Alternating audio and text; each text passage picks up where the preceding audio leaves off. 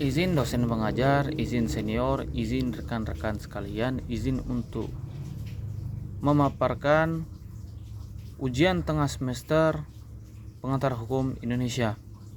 Izin memperkenalkan diri, nama Salahuddin Al-Ayyubi, STB 4582, Prodi Teknik Pemasyarakatan kelas B.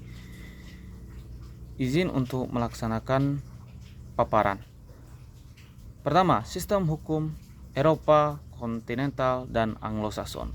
Sistem hukum Eropa kontinental adalah sistem hukum yang mengacu pada perundang-undangan yang berdasarkan hukum Eropa itu sendiri, di mana penyelesaian hukum perkara serta permasalahan mengacu pada undang-undang.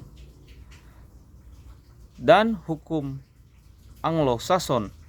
Anglo-Saxon adalah sistem hukum yang penyelesaian perkaranya bergantung kepada keputusan hakim pada suatu sidang perkara.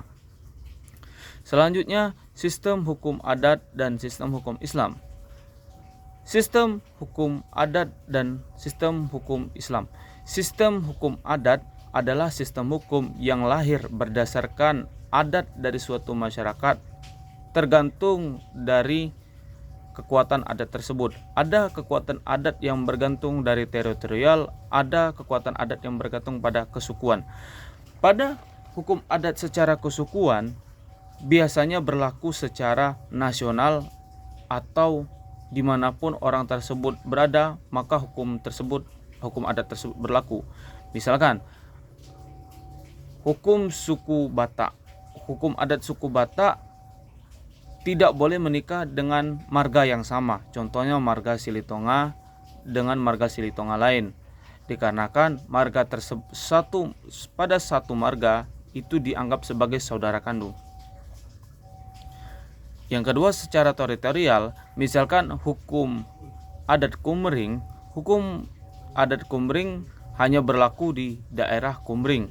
Diserahkan penyelesaian perkara pada suatu hukum adat itu kepada kepala desa setempat atau kepada kepala adat setempat. Tetapi hukum adat tersebut bila sudah sampai ke daerah lain, misalkan ke daerah kota Palembang, maka hukum adat tersebut tidak berlaku lagi. Mengapa? Karena hukum adat secara teritorial sudah berbeda dengan hukum di tempat lainnya. Untuk sistem hukum Islam mengacu pada Al-Quran dan hadis. Selanjutnya, sejarah hukum Indonesia. Sejarah hukum Indonesia terbagi atas dua, yaitu sebelum kemerdekaan dan sesudah kemerdekaan.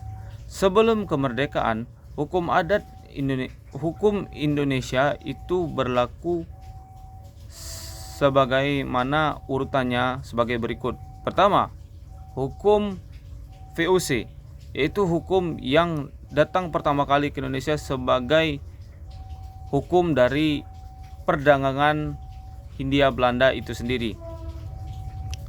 Kedua,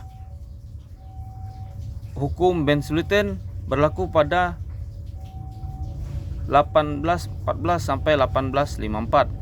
Selanjutnya,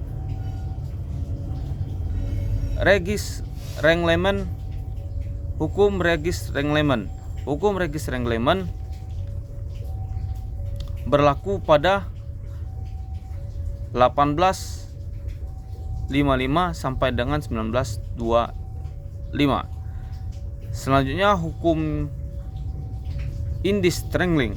Hukum Indis Strangling berlaku dari 1926 sampai dengan 1944.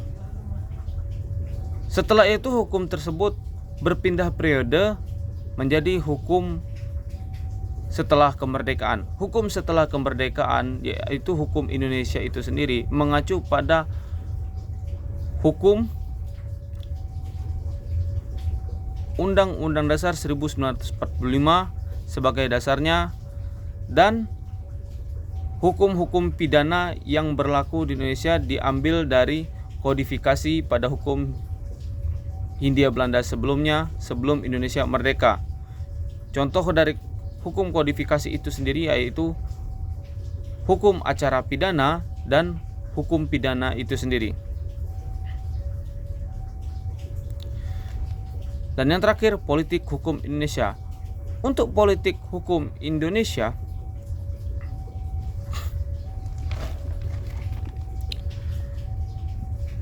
adalah kebijakan dari negara Indonesia dalam melaksanakan suatu kepastian hukum untuk menyelesaikan perkara hukum yang ada di Indonesia.